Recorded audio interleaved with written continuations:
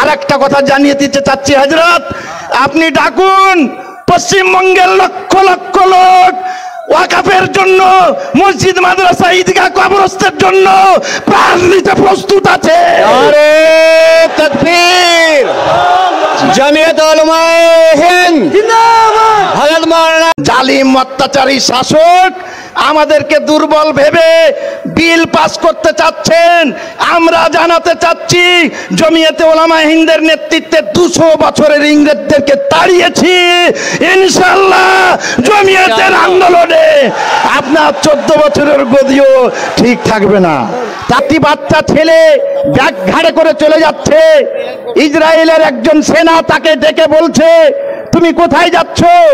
তো সে বলছে আমার ব্যাগে আমার ভাইয়ের লাশ আছে, লাশ নিয়ে মাটি দেবার জন্য যাচ্ছি। একজন ব্যক্তি জুমার নামাজের পরে কিছু চকলেট বিতরণ করছে।